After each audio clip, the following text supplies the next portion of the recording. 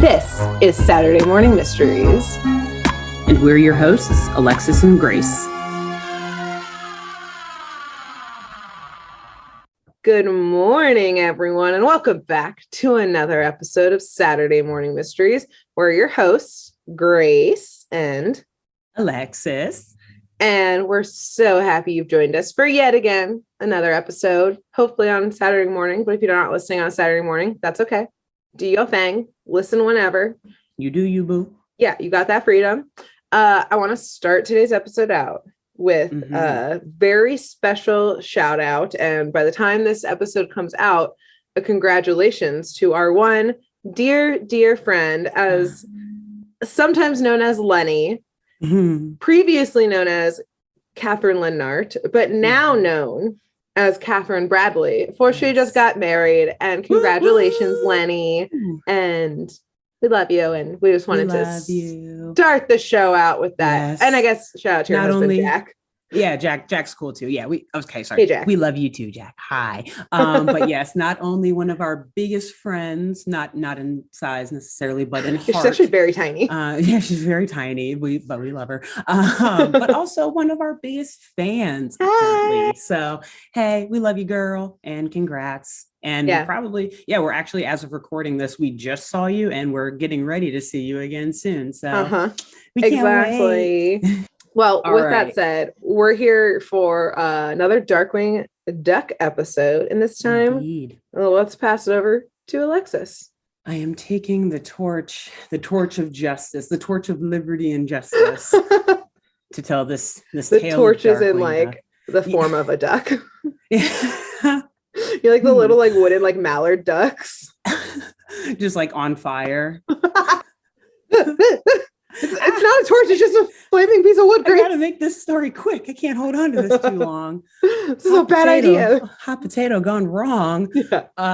Okay, so we're back though to talk about Darkwing Duck, our favorite crime fighting vigilante bird, I guess. Yeah.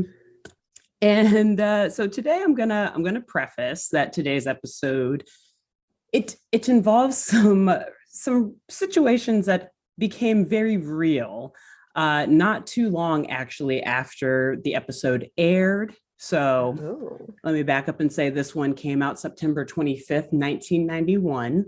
Okay. And it unfortunately kind of was predicting the future, the very near future for this episode, and the distant future, in the sense that something just last year very similar to what is going down in this episode happened yet again. And it's actually a common theme in the entertainment industry, a common point of concern. So what? Yes, I'm building up a lot. Yes, okay, this Darkwing Duck episode. Is this how you felt during my oil and gas episode of just what is happening?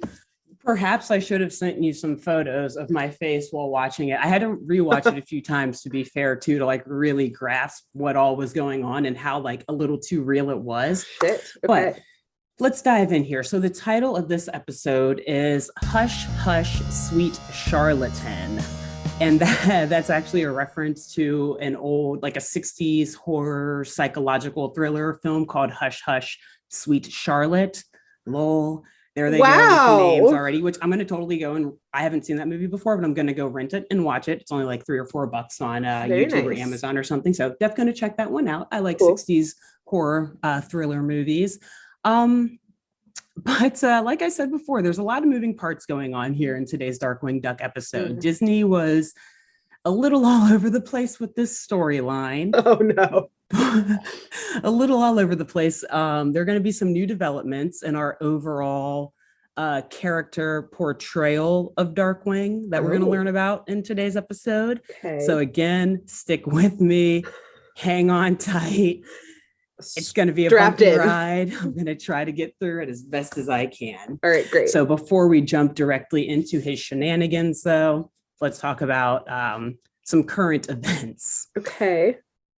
And I'm not going to jump right into the darker current events that I alluded to before. Okay. We'll get there in just a second. Okay. But we'll start a little bit lighter here.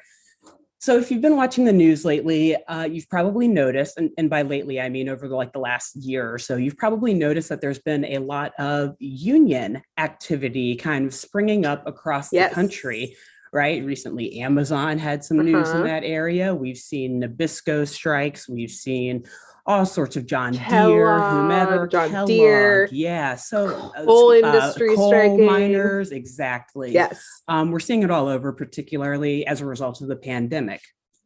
And so I think it is therefore appropriate to kind of pay homage or kind of, speak a little bit about some union activity as I introduce this episode. I think Grace and I are both generally, we have certain beliefs on that. I'll leave it at that. But I figure this is a good time to maybe pay tribute or so to speak to those current events. So the reason I'm doing that is because in this episode of Darkwing Duck, I believe that a particular union would have been very, very on edge and also involved in the things that were going on if it actually took place in the real world, this episode. And what union is this, may you speak? How much am I building up to this? I know, what union is this, Alexis? Alfred Hitchcock would be proud with how much I've got people on the edge of their seat, right? No, so what union? It's the International Alliance of Theatrical Stage Employees, otherwise known as IATSE. Ooh, and IATSE, yes. So IATSE is actually, it's probably one of the more successful unions in the country in the sense that, over the past several decades, overall union membership among all industries has been in decline. I don't know the exact numbers, but generally speaking, membership has been going down. But for IATSE, they have been building and building and building and growing in membership in that whole time of decline for other industries, probably because Hollywood just keeps getting bigger and bigger. Yeah. More people are producing films and stuff all over the country. So anyway, IATSE, it was founded in 1893, so it's very old, well over 100 years old, almost 130 years old. And it represents more than 150,000 live theater, motion picture, television production, and trade show, technicians and boom operators, camera crew members. It's all the people, quote unquote, behind the scenes of any sort of production. Even apparently theater ushers in some cases. So when you go to a Broadway play or something, the person who's taking you down to your seat, they are likely represented by IATSE. Wow. And IATSE actually, they recently threatened to have a strike just last year in October. A lot of people probably heard about this on the news as well. Yeah, I didn't realize that this was the name of the union. I just remember all the horrible conditions that crews have to deal with constantly. Because these crew members, I think people don't really always appreciate how much goes into live production. Crew people can be on set, doing a shift for 13 hours a day. And then, they have to be up at the ass crack of dawn. It'll be freezing cold. And then they're there all day running around doing things. And then sometimes they have 2 hours in between shifts before they have to come back and then get right back to it. It's very demanding work. And honestly, with the way society is now, and even during the pandemic, stuff didn't really slow down that much. People want content constantly, so things are always being filmed. New shows are always in production, and these workers were legitimately stressed. And so look, I'm not a union or a union expert or an expert on You're not a union among yourself. I am not a union. I am a unitary, one person, not a union collectively. But anyway, so yeah, I'm not an expert in any of this stuff. I just read about it and all of that. But from what I understand, whenever a union wants to go on strike, there are multiple votes that they have to authorize it. So maybe one at the local level, and then one at the national level, and then a couple others before they actually are full on okay, that's it, we're striking. Now, IATSE got through a couple of these votes with the majority. At one point, it was 98% of members were yeah, we need to go on strike. this is not working. But eventually in October, I wrote it down, October 16th, 2021, they were able to reach a tentative agreement with the Alliance of Motion Picture and Television Producers. So that strike was averted, which is good, because in one way it means that all of these workers, they did get at least somewhat of a pay increase and probably had a little bit more control of their shifts and their schedules and whatnot. And it also meant that all of our favorite TV shows could continue with production and that we could all continue to be entertained. Kept getting paid and didn't have to. So that's why I said the first thing first, because let's be real, it's definitely the more important thing. But also, like, a lot of business does come to a grinding halt when these theater workers, and likewise, with like the Screenwriters Guild, with the I guess, I don't know if the Screen Actors Guild has really gone on strike, but when the screenwriters do, that's like when, I think, it was when we were in high school, remember, like all of the shows just like stopped, went off air essentially. Yeah, because screenwriters were striking. They were like, fuck it, no, we're not going to write.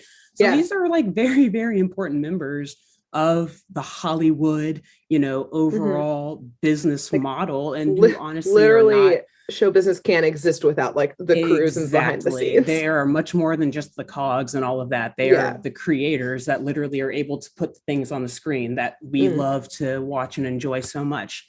So what the fuck does IATSE have to do with this episode? I forgot that we were talking about Darkwing Duck. Right? Like, I just got so excited to talk about unions, and I started like literally my partner Justin and I were talking about unions like yesterday. Oh my God. I always think of another friend of mine who is like runs campaigns for you.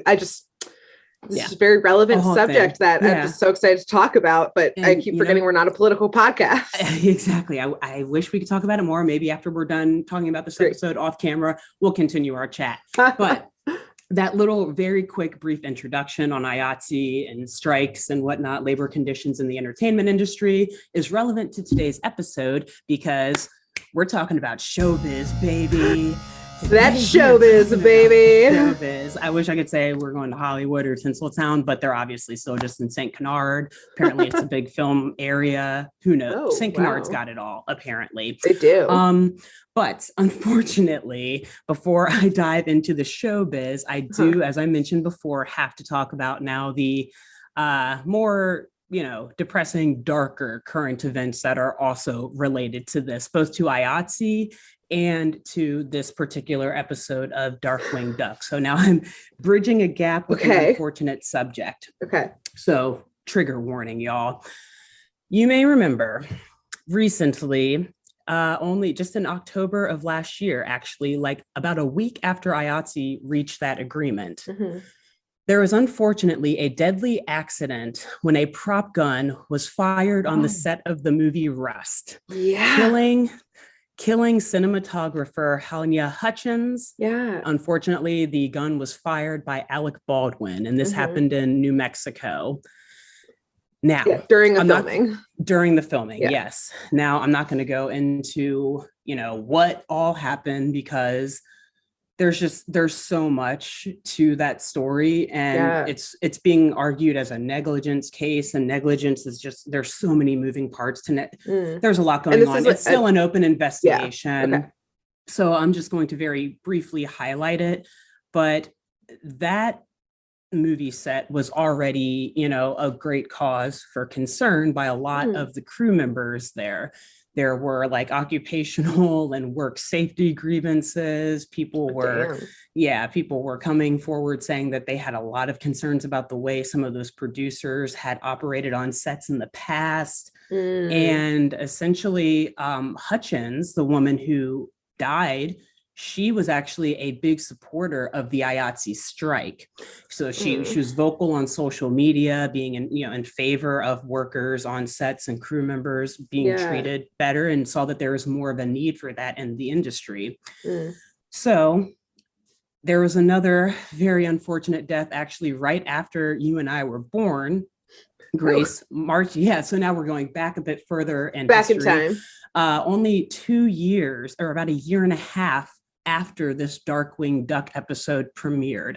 On March 31st, 1993, Brandon Lee, the son of Bruce Lee, was shot again, a prop gun that went off on set or malfunctioned, shot in the abdomen while filming as the lead actor in the movie The Crow, and he died from those injuries, only 28 years old. Yes.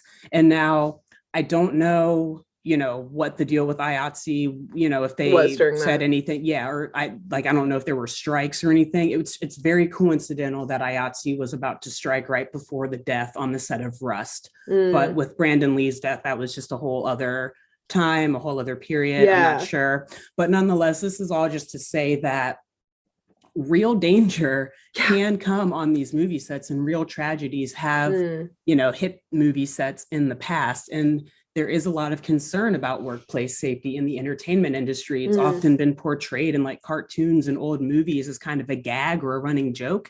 But these things actually really do happen, and it can be tragic, and it can be a very exactly. And I know that these aren't the only two cases where this has happened. I know other people, stunt workers or just other actors in general get injured all the time.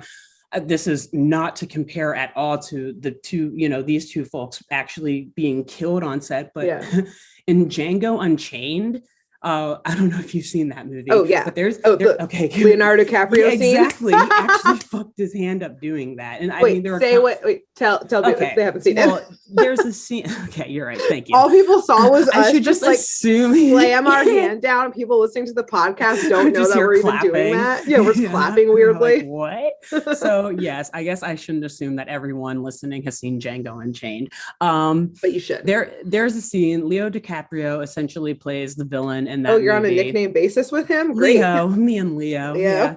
It's like that. So I don't have time to say all those syllables. So there's a scene where he's very upset and furious, and they're at a dinner table and he's yelling at his guests about something. I actually don't want to give it away, because if you haven't seen it, you definitely need to go watch this movie, because it's one of Quentin Tarantino's best movies. And as he's angry, yelling at these people, he's like slamming his hand on the table. And Leonardo DiCaprio, full name for you, he is in total full-on method acting mode, staying in character, and slams his hand on a glass that is sitting, like a drinking glass, or like a whiskey tumbler, I guess, that's sitting on the table. And he actually smashed it with his hand out of like acting so angry in that scene. It wasn't prop glass. It was a real whiskey tumbler. Crystal glass, yeah. And we know this because he lifts his hand back up and there's blood all over his hands. It was real glass, y'all. Quentin Tarantino kept that shot in the movie because he was like, no, that was the best acting I've ever seen in my life. He kept acting through it too. He kept acting through it. He like looked at his hand and kind of like chuckled as he like wiped it a little bit, which I'm guessing was ad-libbing because he was not supposed to cut his hand, but he acted through it and it fit so perfectly into the film. Yeah. So yes, this is all to say, again, even I won't call that a minor injury, but injuries happen all the time on the set, whether it's just because of like the actor getting so into it, or just straight up negligence, or, mismanagement, or just some miscommunication, or whatever that leads to even greater repercussions. Yeah. Sorry, No, I literally just want to like also be involved in naming different accidents that have happened. And there's just a lot that happened during the filming of Lord of the Rings, from like broken toes to broken ribs to like almost drownings and having to be like rushed to the hospital. Like, if you watch Lord of the Rings with someone who like knows all the fun facts, we're going to be really annoying being like, did you know he broke his toe after that scene? You're taking the excitement away from it. Yeah, exactly. So, but yes, that's to say, especially with big action movies and all that, which The Crow and Rust are both supposed to be, or well, The Crow came out. Which, by the way, like, thankfully, I guess Brandon Lee did finish most of his scenes for that movie, but he did not actually finish all of it, and so they had to rewrite, re-edit, rework it. And this was during the 90s too. Like, stuff wasn't like, the technology was not as good. But it's a super popular movie. It made that, I think, I forget who made it, like what studio, whatever, but it was hugely financially successful. Unfortunately, it was like both his breakout role and his last role. I just can't get over it. 28 years old. Yeah. And poor, like, his whole family, it's just, that one's so sad. And like, they all are, Helena Hutchins, but it's crazy. Again, just the reality of this Darkwing Duck episode is like very, very real. Yes. Which, so like, what? Damn. Go ahead. Disney just really, something was happening with like the writer's room in Darkwing Duck. Yeah. I mean, and again, this was a year and a half before The Crow. But again, it's not like The Crow was the first time someone had gotten killed or even injured on set. So, all right. So here we are. So here we are. Great.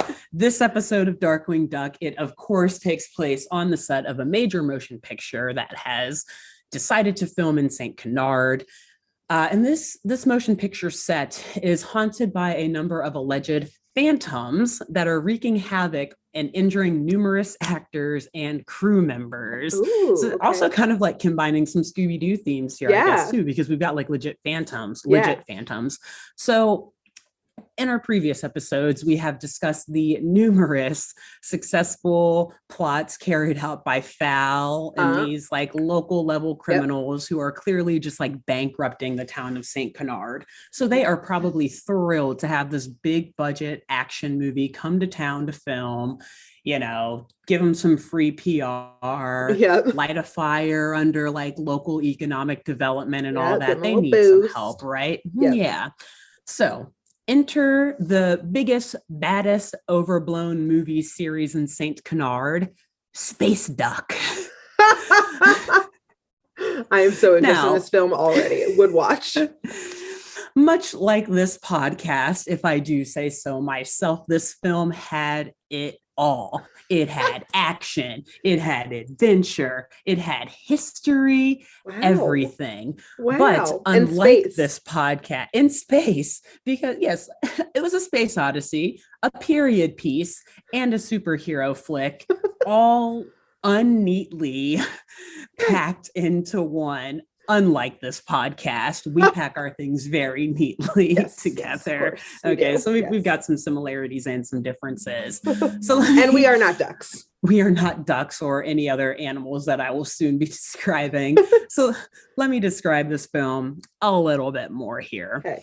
The star or the lead actress, at least in the film, is a woman by the name of Gloria Swansong.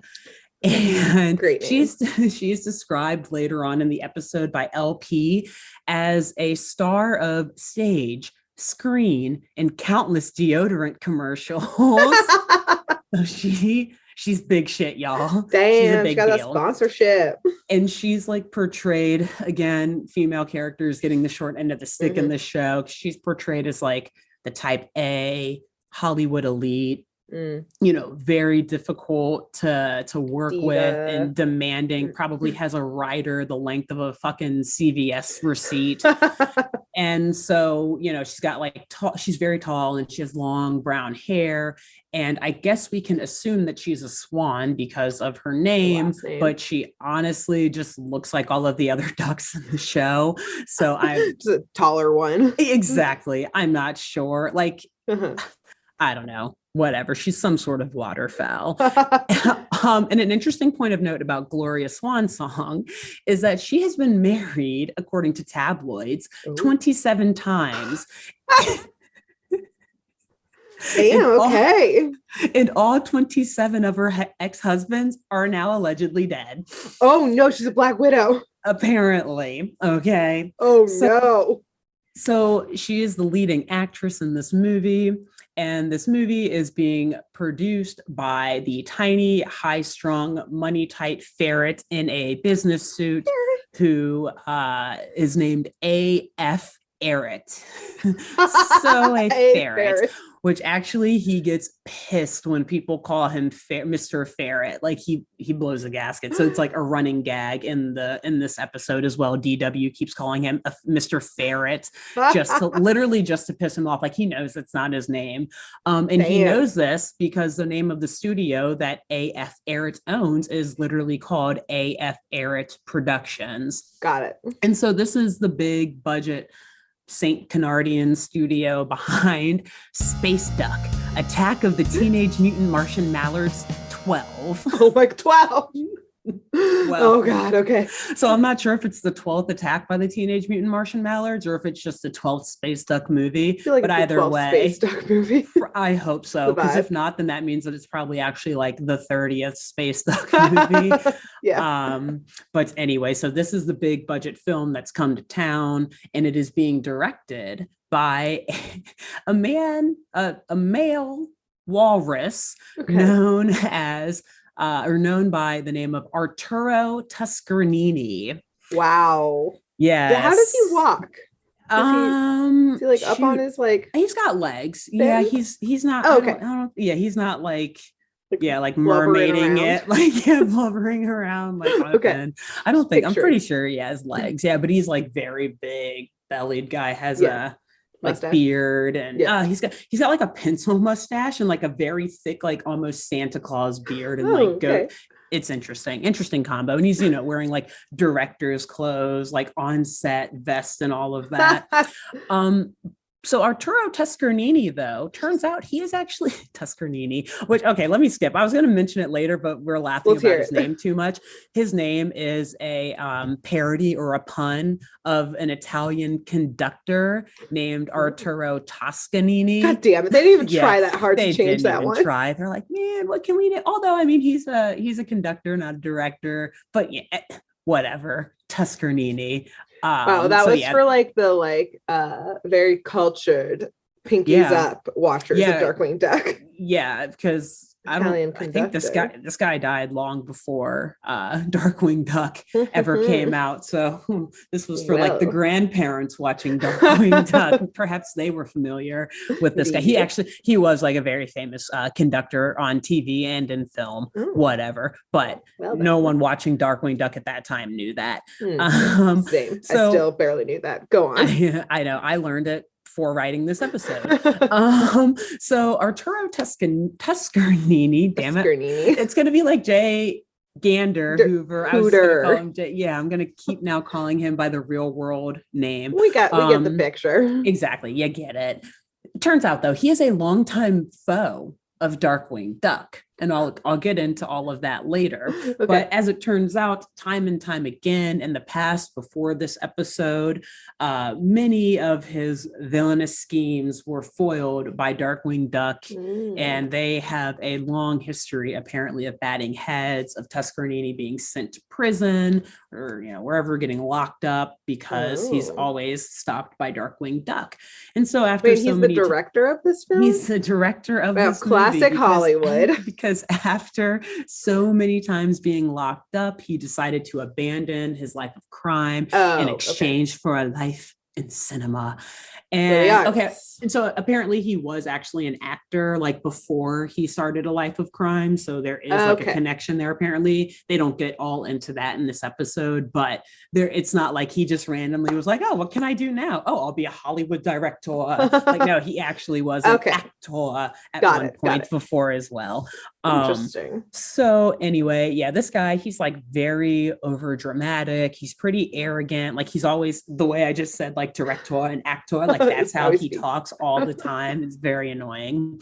Great. And I'm not sure if this is always the case with Toscanini, but at least in this episode, he's accompanied by 3 little like evil penguin henchmen who are all adorably wearing like cute red bow ties. Yeah, they're so cute. But they also are like always like looking very evil, which actually makes them look even more cuter. Cute. So that is our director, I guess. And you could call his henchmen like the PAs, maybe the production assistants, or like maybe the cinematographers. They do some camera work every now and again for him. Great. And then the last person involved kind of with the film production that I'll talk about very briefly is, he doesn't really have a name until the very end of the episode. So I'll name him then, but I'll just describe him. It's the like head of security or the security guard. He pops up very often because early on in the episode, Darkwing Duck, he kind of is like causing some trouble around the set. And so they have to kick him out. And the security becomes like a very prominent role in like making sure that he stays off of set. So I'll mention him a few times. And so, in fact, the first of these many interruptions to the production, it happens right at the top of the episode. So Okay, like I said, stick with me, y'all. Okay. I know it's I'm in it. Darkwing Duck is cruising around the city of St. Canard, narrating his life as the hero, the Caped Crusader, protecting the streets late at night. And he remembers, though, that he has one last stop to make before he returns to his lair or wherever. He's got to pick up his daughter from the movies. His daughter, yes, his daughter. Now, this is the first episode we're talking about the daughter. It is. But let me just say very quickly. So he's picking up his daughter, Gosselin, from the movies. And as he's on his way to pick her up, he sees what he believes to be a UFO hovering over downtown St. Canard. And so he's like, oh, shoot, I got to make a pit stop and go save the day. And so he springs into action. He motors over to this impending alien invasion. And he literally turns fight mode, like cranks that dial all the way up. Crank it to 11. All the way. Starts just like kicking the shit out of these like Martians that are on the street, like literally going bonkers on them. And he's, feeling himself like, look at me saving the day from this Martian invasion, until he hears a very loud cut. Oh no. It's committed assault. Great. Him. Yes. Darkwing Duck has just assaulted an innocent actor who was just playing his role as a Martian alien invader attacking Space Duck on the streets of wherever Space Duck lives. And so Darkwing, he realizes that this is a film set, and that he has unfortunately just interrupted what was probably a very expensive, second unit, action-packed battle scene with the main hero. And Tuscanini is furious. He's like yelling at him, like, what the fuck are you doing? But before we jump back into that, let's rewind to the part where Darkwing Duck has a daughter. Right. And he hasn't picked her up yet, by the way. It's not. Well, here's the thing. He finds out that she is actually on the movie set. I'm going to get to that in a second, but I'm sorry, I can't skip past the fact that Darkwing has a daughter. Now, she is an adopted daughter. Yes. Again, her name is Gosselin. She is also a duck, but she's got like red hair and pigtails. She's very young and very annoying.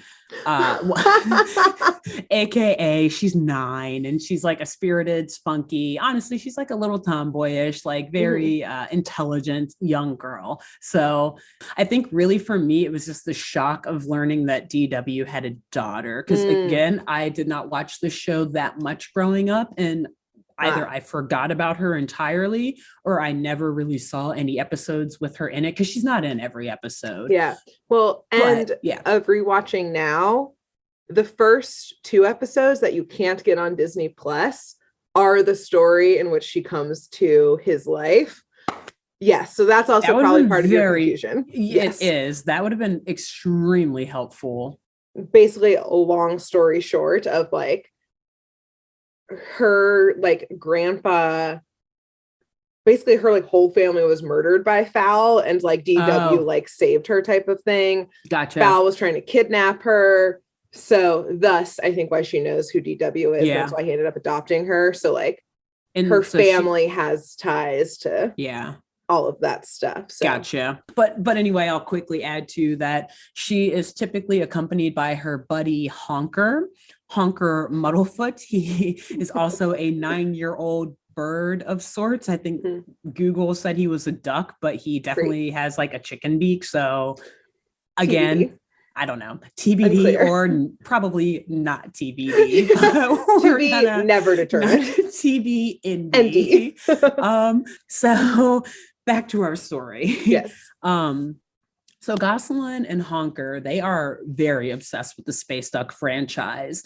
And her, Honker, and LP, Launchpad McQuack, they were actually on the set watching production. Yeah, I guess you can just have like audience members just standing behind a little fence, which they did used to do that sometimes. But filming is way different now, and fans are way crazier now, so can't quite do that. But anyway, they were all just like sitting there watching actually as this movie was being produced. So they also weren't at the movies. So maybe DW is not the best father because he does not know the whereabouts of his child. And it's seriously just sheer luck that she ended up being at this place where he thought an alien invasion was going down.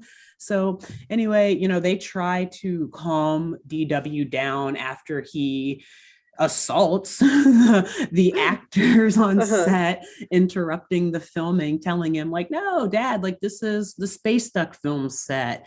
We're actually just here watching. You need to like calm down and stand behind this fence if you want to stick with us. And up until DW crashed the set of this movie, production was actually going like pretty well. It was off to a relatively smooth start. I mentioned there were some big budget scenes in the works, and the studio, they were probably operating in the red a little bit to get this movie out. But A.F. Arrett was pretty confident that A.F. Ferret. He was generally like optimistic that they would make enough money. The movie would at least break even on, all of that, and the studio would be okay. But literally, as soon as DW arrived, everything began to crumble. Oh, no. And a series of horrifying crimes just started to plague the film set.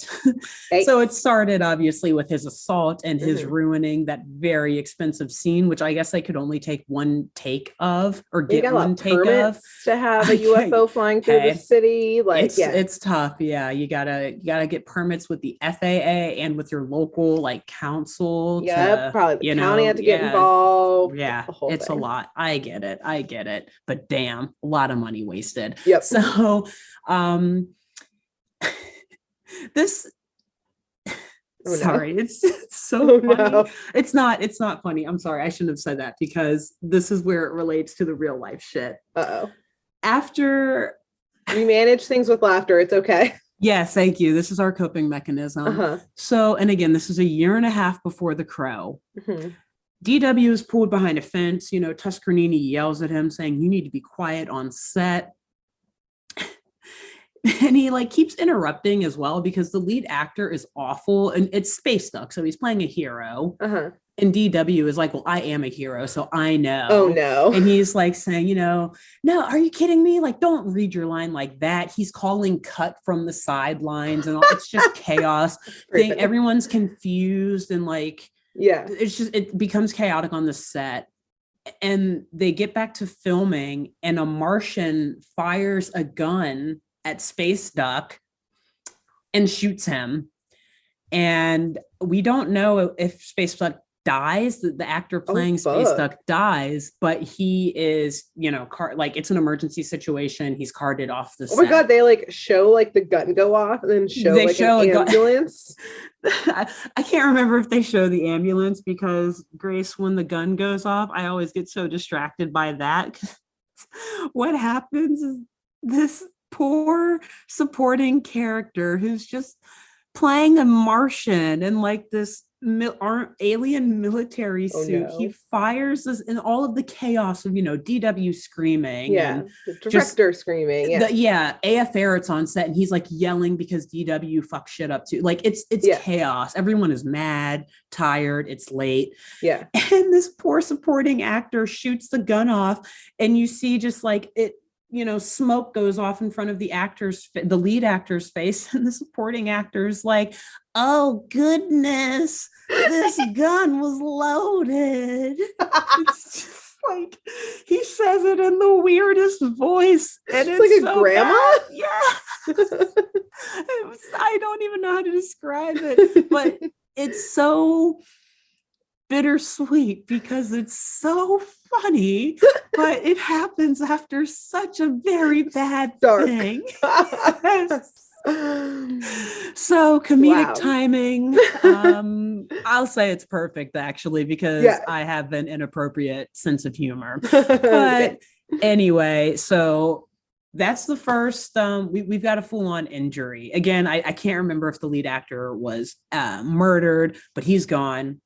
He's off the set. Gone. Great. And at this point, everyone's like, well, how the hell did this gun get loaded? And DW decides, all right, time to launch a full-scale investigation. Obviously, something wrong must be going on this set if it's Tuscernini who's behind the film. Right? So he's starting to like put some pieces together. Yeah. Meanwhile, Tuscernini is like, are you kidding me? Like, I'm just trying to get this film done. Right, like, I turned over a new leaf. Exactly. I left my life of crime behind me. I'm a director who just loves the cinema, and I just need to see this film being completed. AF Eric's pissed off. Like, now we got to recast people. I'm going to lose so much money. Whatever. True. Mess is just, it's crazy. So DW is like, all right, well, Tuscernini, you're still my prime suspect, but I am going to take the liberty to investigate this crime. But he's kicked off of set. The security guard comes in because again, he's just been interrupting left and right over and over again. And so I think it might be the next day, because then it's light out. Everyone's gone. He sends like Gosselin and all them home. And he and Launchpad decide that they need to sneak back onto the set to do some more investigating. Okay. And so to do this, they essentially, you know how studios have like, or at least when you think of like Hollywood studios from back in like the 60s and stuff, they have like those high walls or whatever outside of them. Oh yeah. It's whatever, like Studio City or whatever. Yeah. He essentially like pole vaults or whatever over this wall to sneak back in, like not sneaky whatsoever. Yeah. And even less sneakily, he's like yelling. Of course. A classic entering DW lines. Entering line. He says, I am the terror that flaps in the night. I am the hair in the lens of your projector. I am Darkwing Duck. And again, he's like yelling this, so not really sneaking in. Everyone knows you're here. It works. And meanwhile, LP is like scaling and climbing over it. Oh, poor LP. And he's just like, DW, why do we have to come in this way? He's like, because I got kicked out, dude. I can't just like walk in. Yeah. So they, trick their way past security and back onto the film set. And they go to the area where things are currently being filmed. And so meanwhile, while they're sneaking in, we see AF Eric in distress. He's like in his office or, reviewing the tapes and everything, like absolutely livid that, his production company may go out of business because not only did DW ruin that very expensive scene, but now their lead actor is also either, dead or at least he's out of the movie. Right. They got to recast. So he's freaking out, thinking, oh my God, I'm going to have to sell. My company's going to go under, all this stuff. We're never going to finish the movie. And we hear him like secretly, perhaps in talks to be like low-key entertaining offers for people to buy the studio, like amidst all of this. So that's kind of like a background thing that's going on where he's like, ooh, I may need to just like get rid of this. Yeah, get my hands clean. Yeah, exactly. Okay, sketchy. There's a lot of sketchy people on this. It's very sketchy. Hey, Hollywood. That's showbiz, that's baby. Showbiz, baby. Showbiz. I was going to say Hollywood, but they're not. They're in St. Canard, and I don't want to offend. Well, I don't actually care if I offend people in Hollywood. Whatever. I think it speaks for itself. So anyway, through his stellar investigative skills, though, DW, he comes across this information as well that Eric is potentially thinking of, selling this production studio. And the way that he finds out, it's very funny. He says that he heard it from the former vice president of production, who is now the janitor. interesting. Oh boy, that guy, he super got demoted. Yeah, Sorry, what did he do? What happened? Maybe that's bad. I might write another episode just like imagining the drama between that dude and AF Ferret or something, right, and what led him to become the one too many times. That actually, you just wrote the episode. Bam. That's like 95% likely what happened. Boom. But they All also right, cool. Don't need to do that episode now. They didn't want to fire him, so they didn't have to so they wouldn't have to give him like a severance package. So they just demoted him a fuckload. Janitor. Yeah, yep. It's like he has like a couple extra duties outside of cleaning, so that it's not like, oh no, like we call him a janitor, but he doesn't actually think he's a janitor because like he still has control over like what snacks we have at our meetings or like what trash bags we use, things like that. Cleaning products, yeah. Yeah. So anyway, that Amazing. was a very funny line that they threw in there. Yep. So DW, though, he finds out this information, this perhaps secret business deal that Eric's got going on in the background, but he is actually more interested in rumors that he's heard about Gloria's swan song.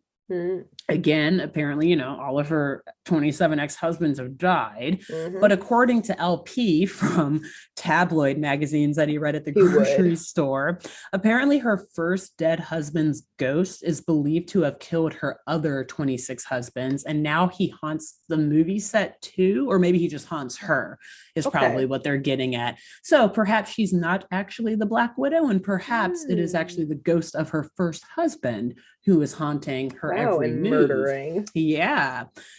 And so, yes, very, like I said, many moving parts here. Mm-hmm. And so DW and LP, like I said, they've made their way, made their way back to, I don't know why that was a tongue twister for me for some reason. Anyway, they made their way back to the set and on to essentially the stage or wherever things were like currently being filmed. And again, the lead actor, he's gone. So they have now replaced him actually with the very actor who shot him. So that very poor. Oh God, the grandma. The grandma sounding man. Yeah. Let me know when you watch this episode and just your reaction to his voice, because it's very funny because he uses it again in a minute. And I'm going to imitate him again because it's very funny. So this guy, he's now been cast or, replaced, or he has replaced the lead actor. And he's very nervous, obviously, because he just possibly killed someone. And also because, he's like, is this movie cursed? Like, is someone going to try to kill me? And I will say as well, the beginning of the movie, like I said, it was a space odyssey. You had a Martian alien invasion going on in the city against Space Duck. Well, now the set is like it's like a Renaissance period piece. You did say there was history involved. There's history. It's got it all. Not so neatly tied into a package. Wow. And this actor, he's like in full garb, like with the white wig and everything. Why? And Gloria's swan song is too, like, oh my God, busty old Renaissance dress. Yes. And DW's like, wait a minute, what happened to the alien stuff in Tuscany? And he's like, stop talking. We're filming. Yeah. And as they're filming, unfortunately, tragedy strikes the film set again when from above the stage. Mm-hmm. A chandelier falls on the lead actor, aka the formerly supporting actor, aka the one who shot the lead actor initially. This is like Phantom of the Opera shit. It is, because immediately after the chandelier falls, everyone is shocked and looks up and they see a phantom standing above, wearing a full brown cloak. His face is covered. I think you just see yellowy eye or some sort of eyes, I think, poking out. Maybe, I don't remember. It's mostly just this brown cloak. Mm-hmm. And DW is like, time to chase him. He's like, thank God. Yeah, he is finally like, okay, maybe. Thank God, another murder. Yeah, thank God. Now, this guy, I don't remember if he got murdered. Oh, I forgot to imitate him. Sorry. Oh, yes, please give us a line. Deliver us a line. So as the chandelier is falling, he looks up. He sees it coming down towards him, and he just says, "Goodness gracious." Literally just like that, and then it actually goes to commercial break. It's like very funny. And then you see him like smushed under the chandelier when they come back. Good. It's just his voice. Yeah, so I just said the two lines that guy has during this entire episode. Is just only but goodness gracious. Exactly. Goodness gracious. And then, yeah, goodness gracious, this gun was loaded or whatever. But yeah, goodness gracious. And his two lines are the funniest lines of this episode, if you ask me, just because of the way that he delivers the delivery. Everyone go watch it. Disney Plus. It's hilarious. Anyway, you will definitely laugh at the sound of this guy's voice. Great. So anyway, yes, DW. He begins chasing this phantom that just escaped from the studio room that they're in. But meanwhile, out of time and out of options for casting, Tuscernini is like, and Ferret are both kind of like, we're gonna need to like actually pull someone in here. So DW's chase is unfortunately halted when they're like, wait, we need a superhero. You're a superhero. I knew it. Yeah, exactly. And so Tuscernini's like gassing him up like, oh, no, you'll be amazing. You're going to do so well. Just be yourself. You were born for this role. And DW, the total narcissist he is like, you're so right. I was born for this. And so he accepts the role, like totally forgetting about his investigation. And so he gets to set, and Gloria is pissed. Apparently no one filled her in on the fact that he is going to be taking this lead role, because she's like, this is the dude who has literally been ruining just about every scene that we've filmed so far. So why him? But Tuscernini, he reassures her like, it'll be okay. He's a superhero. It'll work out. He just has to be himself. Roll camera. And so in this scene, DW is supposed to be, or his character, Space Duck, I guess. Space Duck in, the old Wild West is supposed to be saving a damsel in distress from a burning building. Okay. And he's trying to read through his lines. It's awful. It's like, jump, my love, I will save you. Like, it's so bad. Amazing. But anyway, as he's but what really is stopping him from like getting through these lines is a number of horrible, dangerous objects falling from the sky, either right onto or right next to him. Oh. Literally threatening his life, like second after second, as they just continue to roll. I think like Tuscernini says like cut after each one, like take one, take two, take three. It just keeps going. And so then after this scene, so again, obviously the lead actor is still under attack. This movie is still haunted and cursed. And after this scene, Tuscernini is like, all right, well, let's keep filming. The crew takes to the skies, because the next scene is going to involve Space Duck, aka DW, parachuting out of an airplane to save this damsel in distress. I do not know what the fuck this damsel in distress has gotten herself into. Yeah. Why she is being saved from Martians, from a burning building, why she's dressed as like Marie Antoinette. Yeah, so why she's in different like time periods. Yeah, maybe it's like a time trap. Oh. Time travel. No, I'm not going to go down that road because anyway. I kind of assumed that it was, but I guess so. Well, yeah, anyways. Anything goes in Darkwing Duck. Yep, truly. So while DW is falling out of this plane while attempting the stunts himself, I guess I don't think his parachute opens, either that or he's just like very freaked out by it, because as he's jumping he's like, are you sure I should be doing this? And Tuscernini or like the penguin just kind of like, nope, go roll camera. Great. Very quickly though, as he is getting ready to hit the ground, we see one of the phantoms actually pull like a mattress and like right underneath where DW will fall. Okay. And DW lands on the mattress. So we're like, wait, you don't want to kill him. Phantom? What? And yeah, it's a bit confusing, but AF Errett, he sees this. He's on set still watching. Yeah. And he's like, okay, that's it. There's a Phantom just did it. And even though the Phantom doesn't, he's actually helping DW in the production in this instance. Yeah, very it is a bit confusing, but AF Barrett, he actually kind of like freaks out. Like, you see, there is a Phantom. And he's talking to Gloria Swansong. He is very stressed, and he lets that stress out on Gloria. Oh. Because he blames her for the Phantom. He says, you see, there is a Phantom. You and your dead husbands. This is all your fault. Another expensive take. Ruined.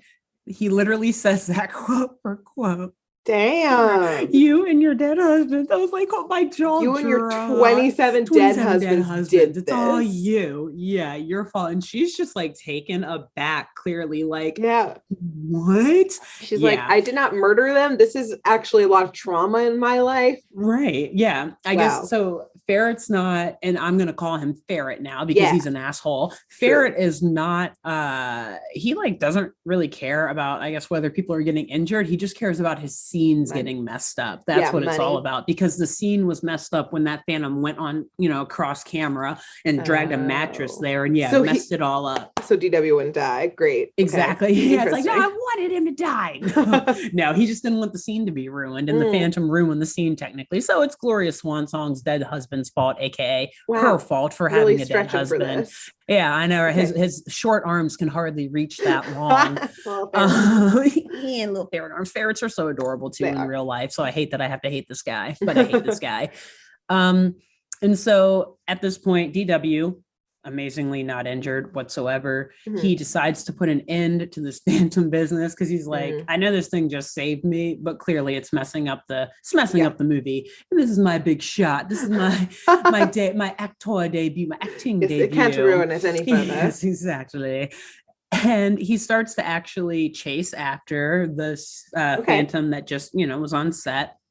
But as he closes in, again, Tuscarini kind of intercepts him and is like, no. Before you go off doing that, we have to film your final scene. Yeah, it's like, we have to finish this movie. Yeah, right. I don't, whatever. And we'll see. Well, I'll flesh this out a little bit more. Okay. And yet again, this is another big budget action-packed shot where I quote Tuscarini almost directly here. The hero must escape from a circus wagon rigged with tons of explosives. Yeah, so now they are at a carnival.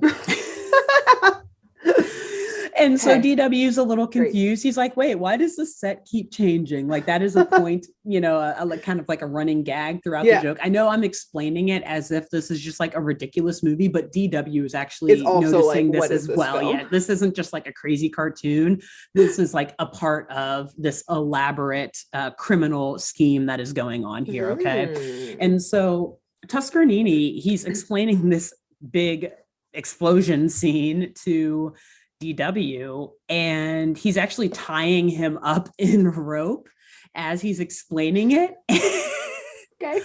And he throws him into this carnival wagon, this like circus wagon, whatever, and locks the gate or whatever. Oh no.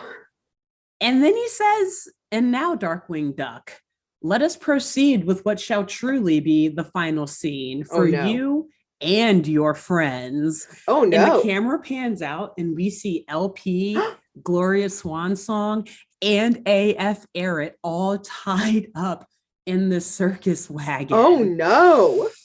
And DW, he's very shocked. He's like, oh my God, everyone is in here. Oh, no. But he's more so shocked because this is supposed to be his big scene. What are you doing here? This is my scene. I am the star. LP. Also, LP, where have you even been for the past? Like, however, which that's a whole side plot. I might mention it at the end when I get through the main story. But yeah, he's like, what the hell? This is my scene. But then he soon realizes even more threateningly that, wait a minute, oh shit, this is dangerous. We're about to be murdered. Yes, because Tuscarini actually tells them essentially they're about to be murdered. He says, yes, it is indeed your big scene, DW, your death scene. And he begins maniacally laughing. So yes, Tuscarini, he's not the innocent reformed criminal that we all thought he was. More on that in a second. Yeah. Gloria, meanwhile, is in this wagon freaking out. She's like, I'm not signing up for this shit.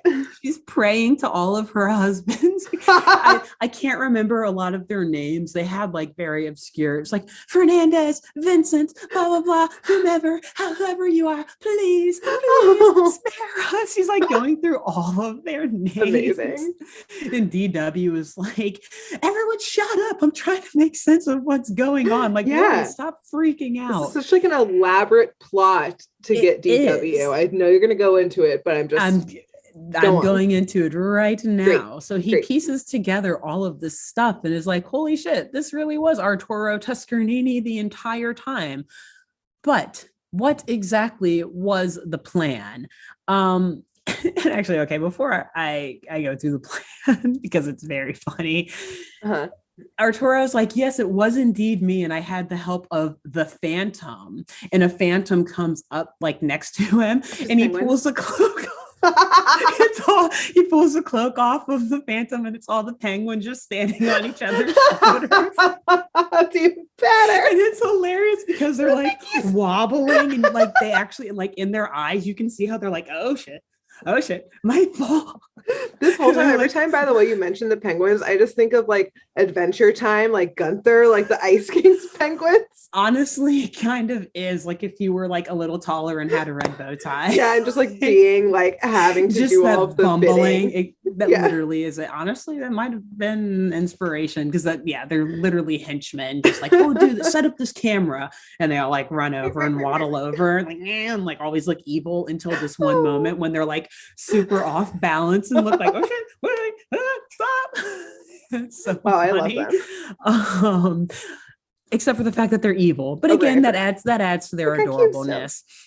So anyway, so they were apparently at least one of these Phantoms that have been running around set, which a few continuity errors there, if you ask me. I'm not going to go into it though. We're not here to talk about the actual like animation or like any of that. I mean, I guess kind of we are, but I'm not going to go into it because it's still a fun episode. Yes. Whatever. So anyway, Toscanini's big plan. What the hell is going on here? What is he doing? Why is he acting like he's a reformed criminal? What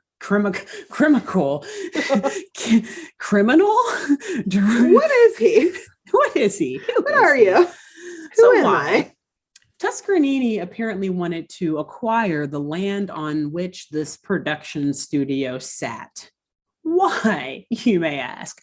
Well, because a common theme in these episodes, it's oil rich, of course. Are you kidding me? Oil again. Yes, it is oil. Now, I don't know if this is some sort of play on like the La Brea tar pits or something. I'm not sure. I didn't look into it. But yeah. What? And let me get through a couple lines and then I'm going to take a quick break to let's talk about this. Move forward. So with the help of his 3 penguin henchmen, he planned on tanking the film production through a series of on-set accidents and ruining these big budget scenes. And the lawsuits and liability from the accidents, along with all of the money wasted on these big scenes, would eventually force AF Aired's production company into bankruptcy, which would allow Toscanini to swoop in, buy the studio. I don't know where he got money from to buy it, but I guess maybe he's thinking he'll make it like literally worthless, like someone will buy it for anything. I don't know. And then he would thus control the liquid gold underneath. God. So he, actually, we'll pause there before we finish his attempt. There are scenes, and so you actually find this information out very early in the episode, but I wanted to wait until the end because, I wanted it to be like the mystery of, oh my God, who's behind all of this? And like, why? But there are multiple times throughout the actual episode, if you all go and watch it, where he'll do the smallest thing, like poke a stick in the ground and oil will just like shoot. So like, this isn't safe for anything to be on this land. If literally a stick is doing this. Oh my God. There are multiple times throughout the episode where he's like, oh, this isn't going how I planned. Darkwing was supposed to be dead by now. Like he was supposed to be killed in scene 30 or whatever. Jesus. Yeah, like straight up saying he's trying to murder Darkwing. Disney going all in again. Dark. So Yeah, so I just wanted to throw that in very Wow. quickly. Now that I've explained his big plan, which again is actually revealed like 10 minutes into the actual Okay, episode, but I wanted to hide the ball for those who have not seen this episode. So going back to this Wow. circus wagon where our Oh, hero. yeah, I forgot. But Were they you were gonna all say still something? alive. Did you want to say something else before I'm just I like, jump back to that? Yeah. is he working for Fowl, or is this all solo? So Fowl is not mentioned at all in this episode. Yeah. So Okay. this is a solo plot. I'm just like, he may have worked for Fowl in other episodes. I forget, but yeah, this is all local solo level crime. Yes. I'm just so stunned and flabbergasted by like the intricacies of this plan. Yeah, I know. Like, why couldn't he just like offer to buy the land to begin with? I'm sure also doesn't the city or county or state of wherever St. Canard is know about this? Don't they have like you're asking a lot of great questions, Grace. Like there's got to be some like valid there's probably an oil company who already knows that the deposits are there. Did they have valid existing claims? Yeah, like exactly. Were there already patents on that land, or oil patents from way back when in the day when like old school Western expansion folks had already claimed that? Someone had to know. Like it's got to be on a record somewhere, right? In the county, random walrus knows, someone else knows. I'm just. It's a lot. It's a got a lot of questions. The only thing I'll say, the only question that I think I can address of yours is why he wouldn't just offer to buy it as like a normal person. He probably didn't have that much money because he's been in and out of jail all this time. So he wanted to definitely like ruin, like totally decrease the value. Decrease the value as much as he could for the studio. Is that the best way to do it? I don't know, but I mean that's the only semi kind of answer that I have for any of those questions. Everything else is totally legit. My follow-up to that though is clearly Tuscany doesn't know how real estate works, because in order to buy that, an appraiser is going to need to come in. Yeah, the appraiser is going to realize it's oil rich. All of a sudden the appraisal value is going to skyrocket. Everyone else is going to hear about this. Going to be public knowledge. Everyone's going to swoop in. A bidding war is going to happen for this land. And it's, to me, wild. Exactly. Which, I guess that's why he had to infiltrate the film crew himself and like try to do it on the inside, I guess. Yeah, it's a cash for sale by owner situation, cash deal. This is complex. Yeah, it is. Wow. Okay. This is Darkwing Duck. This is Darkwing Duck. All right, let's get back to the almost murder that's about to happen. Also, he's going to cause an explosion on like oil-rich land. Bad idea. And he's fully aware that oil is there. So great. And this is his plan. This is his plan. Tuscany, not the greatest criminal, but yeah. Truly. So let's wrap a bow. Yeah, we'll do this real quick because I've got a few more lines here, but so yeah, we're back. We see Tuscany has got them all wrapped up in this carnival circus wagon, and he's trying to start the death scene. He's got this like big detonator, the one that you like press the lever down on. Yeah. Good. But right as he's getting ready to press down on it, he starts to hear sirens coming from behind him. Oh. And he turns around and we see that it is yet another phantom. Another phantom is rushing towards him, like running with this siren noise coming from its mouth. I don't know. Somehow. But yes. But actually, I will explain to you how in just 1 second. Okay, great. I do know how. Sorry. Here's how. As the phantom is closing in on Tuscany, the cloak, it's like running, and the cloak gets caught on like a lighting rig or something, and the cloak comes off, and it's Gosselin and Honker. Are they on each other's shoulders too? Gosselin standing on Honker's shoulders, and she's got this like siren megaphone thing that she's like letting off. I don't know. It's strange, but essentially, well, okay, let me say, because this is another backstory to the episode that I didn't include in this real quick in like 2 lines. I'll throw it in throughout the episode. I said before, Gosselin is very like obsessed with, and Honker, they're both obsessed with the Space Duck franchise, and so they're trying to like make sure that the film production doesn't stop because they really want to see the movie come out. And so they're like sneaking into A.F. Errett's office, like, hey, like, could we help you in any way? And he's like pissed, like, security, get these kids out of here. There's like a murder on the loose. What are these kids in here? I know. And also, like, aren't you Darkwing's kid? Like, he's been fucking up this movie. Out. You're all banned. You're banned. And so they also don't want Darkwing to know that they are trying to keep the movie going because they think he wants it shut down because of just all the stuff happening. And so they real quick hide, like they put a cloak over them and hide from him because like they almost pass him on set. That's the gist of it. There's a little bit more, but that's the overall gist of what's going on. And so they were actually the ones in the cloak who pulled the mattress to save him. So I think, yeah. So they're like, it wasn't little things the penguins like that. Getting a conscience. Exactly. Which randomly out of nowhere, like, wait, no, we'll save him. Yeah, we regret it. Okay, that's what I thought the penguins had done. But okay, so that explains that as well. Got it. Yeah, it was hard to like write that in at the time. So I was like, I'm just gonna do like a 2-line explainer of that random like B or C plot to this episode. Yeah. So anyway, though, they try to scare Tuscernini away, but they fuck up and their cloak comes off.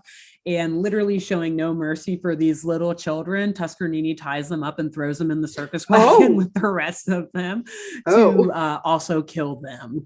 So, he tries to continue on with his plan, but before he can hit the death switch, yet another phantom approaches the set. Another third phantom. Okay. And this one is like doing this weird like howling noise at the director or at Tuscernini. I don't know why I gave him such authority, whatever. But this time, this phantom is actually able to like somehow fight him. And then the next scene, we see Tuscernini is now tied up and roped up in this wagon with everyone else. Okay. But he has like had a full change of heart because he is now like begging DW to save them. Like, please, it's your duty as a hero to save me. Bitch, you were about to kill me. Sir. This is your fault. Yeah, you put your situation. Yeah, these are literally your bombs. Okay. Yeah. And so the Phantom, though, now he's got his hands on the detonator. Oh, so he's still like, I'm still gonna murder everyone. Mm-hmm. And so this is not the Penguin henchman. So the mystery continues, you all. The mystery continues. But I swear I'm almost done too.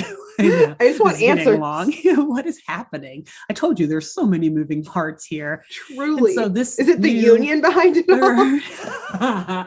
Bringing it all together. The union is trying to save these workers by hurting them, thus bringing an end to production so no more workers can be hurt in the future. They're proving a point. That's how you do it. You got to play from both sides. So anyway, this Phantom, he's got his hands on the detonator. He's ready to kill this whole big ass group of people now.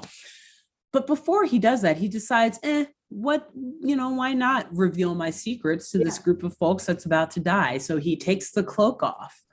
And we see that it is the security guard. What? Who I should have described before. He's a dog, by the way. He's a very large dog with like cute floppy ears, whatever. Yeah, it's the security guard who is the third Phantom. What? And it turns out he like pulls off a fake mustache too. What none of us would have recognized. But when he pulls off the fake mustache, Gloria Swan song is like, oh my goodness, it's my first husband, Newt Blimmer. His name is Newt Blimmer. And it's funny because she actually could not remember his name for a minute. She's like, it's which one is it? Wait, she also like didn't recognize him up until then? No, he took the mustache. Oh, because he was wearing a mustache the whole time. He had the cute fake mustache, so she had no clue who was underneath that. Yeah, literally. Yeah. And so she was like, I thought you were dead after being trampled by lemurs in the Amazon. And he's like, again, with like pure like Shakespearean whatever, like I don't know, dialogue. He's like holding his chest like, I used to be an actor. But then he was like angry because after marrying Gloria, he became a faithful house husband, which I mean, I think that's pretty attractive. I would not think that that is like something to be ashamed about. Yeah, but it also was, but it was the end of his career. So he was very bitter about that. And he decided that his plan was now to get top billing by killing the leading cast and creators behind the film. So I guess maybe he wants to play Space Duck, this giant dog. I don't know. And he is willing to do it by any means necessary, including killing DW, LP, AF Eric, Gloria, these kids, Tuscanini, like some high profile individuals that he's trying to murder.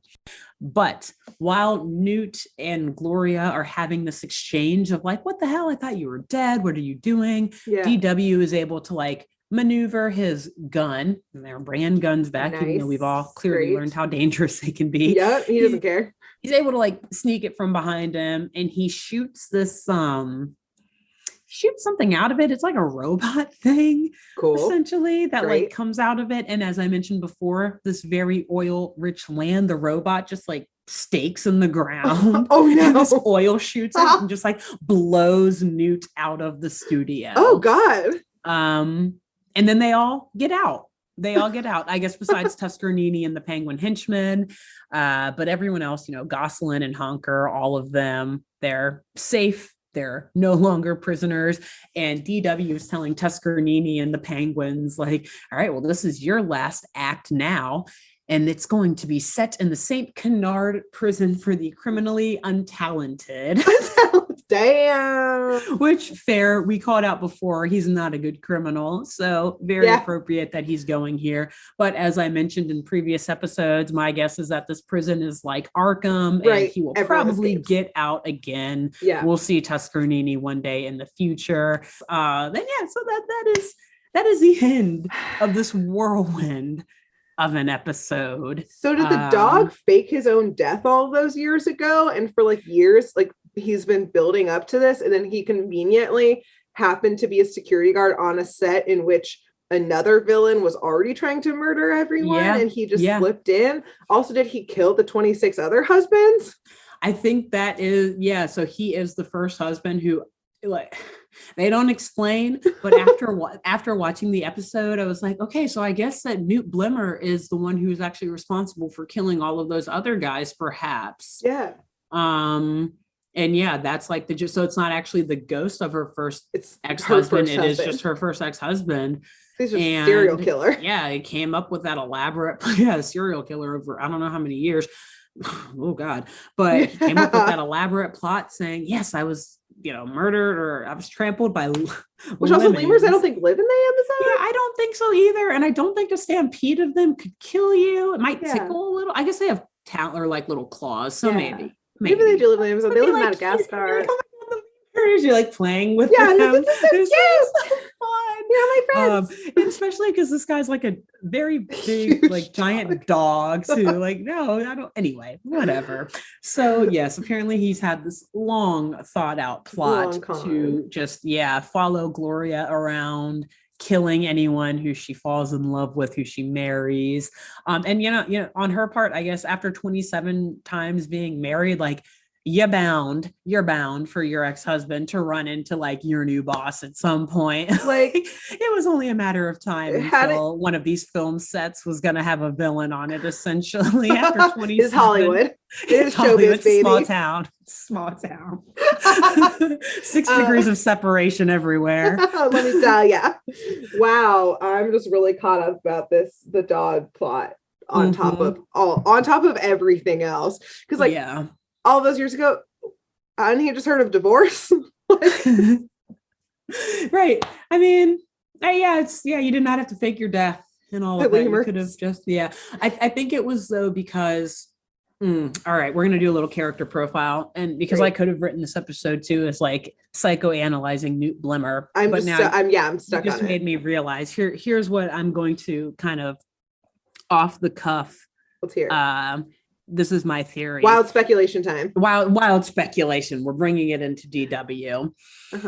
He was upset because he was a house husband. So he knew that if he tried to enter back into the field of acting, he was kind of washed up. He had been off the set, off stage for several years. I don't know if they had kids, but let's pretend maybe they had a couple kids, and he had started to get a little bit of a dad bod. He couldn't quite keep up with, the Hollywood elite, going to the gym, all that, because he was taking care of everything around the house. And so he knew that if there was a divorce, he probably wouldn't be able to get any work really afterwards. Maybe she made him sign a prenup too, so he wouldn't get anything. Exactly. No money. Now, okay, I'm going to. No, you know what? I won't do this. Never mind. I was going to like draw in some legal stuff, but I'm not going to do it. It's about wills and stuff in LA. The laws are very different. Well, I was even going to say, like, it's not like he got his own life insurance money. Like, she would have gotten it probably. Yeah, exactly. True. So he was penniless anyways after faking his own death, probably. Still not a very well thought out plan, which is why he, was driven into a life of crime, because he's like, well, I have no other way to make money. But so murder 26 other murdering people, maybe rob their shit. I don't know. But the big thing though is that he knew he wouldn't get work if he just simply divorced her. Also, I mentioned earlier, she has a lot of clout in the industry, like because of how demanding she is and everything around set. Like literally the only reason she had to be hired or casted in that role is because she's so popular and because she has so much clout in Hollywood or showbiz, wherever they are. So maybe she was like also telling people, or he thought that she would tell people not to hire him if they had gotten divorced. It would be get blacklisted. Yeah. I mean, like some actual real world examples of this. I won't go into that. I mean, yeah. But yeah. Showbiz, babe. It's showbiz. It happens. So he was like, well, if I die, then she can't like blacklist me. And then I also, again, there's the life insurance policy that is at issue. He did not think that through. But that's my only, that's the most wild speculation I can do. I'm exhausted now after that. Truly. Kills me. That one was a journey and a fucking half. Yeah. Wow. Good job. Thank you. So, like I said, wild ride. I did my best. It was crazy. Disney was all over the place with it. But like I said, unfortunately, they were kind of hinting at some very near future events that would happen. Yeah. It is sad. It is sad that, those things do happen in real life on film sets. Yeah. But I'm glad that Darkwing Duck was able to make an investigation out of it. Kids probably learned at a very young age from watching this episode how dangerous a film set can be. Indeed. And I guess the final lesson I will say is that, make sure you're thanking your ushers, you're thanking, or at least like when you're watching movies and stuff, like think about the boom operators, think about the camera crew, think about, the people who do the lighting rigs and all that. Like, it's not just the actors and the directors and the main producers that are behind these things. A lot of work goes into these shows and these movies, and really just try to appreciate all of them and make sure, like, look into who they are, or at least, the companies that do it, because the credits are there. If you're like me and watch Marvel movies, like, you stay till the end of the credits, you see all of that stuff. So just little shout out to them, appreciate them. Thanks. They are often in dangerous situations, and we appreciate the work that they do. Yeah. Wow. But great job. Anyway, I'm done. No more. It's a lot. Wow. Good work. I think that's a good transition into how folks can spread the word this week. As things are opening back up and stuff, if you are going to the theater, I know we did the movies the other week, but this week, going fully to the theater, you should tell the ushers who help you find your seats about Saturday Morning Mysteries. Oh, sure. They have to arrive early. Again, folks are working long hours. Just let them know as they take you to your seats, thank them, and then be like, hey, by the way, Saturday Morning Mysteries. And whisper because you're classy in a theater. Because the movie will be going. Okay, so on that, not if you're going to the theater, but instead on the whole Hollywood showbiz theme, just like in your favorite actor or celebrities like comments on Instagram, just like leave a comment saying, oh my God, I love this picture. Also watch at Satmore and Mist. And tag us in the comment. I mean, who knows who will be scrolling by and will click on it. So just tag us in the comments, or on Twitter, I guess, if it's Instagram, Twitter, or on a YouTube video of theirs, just any of your favorite actor, actresses, social media pages. Love it. Just drop a little comment telling them or whomever to watch Satmore and Mist. Spread the word. Let folks know, and we'll see you next week. Bye. Bye.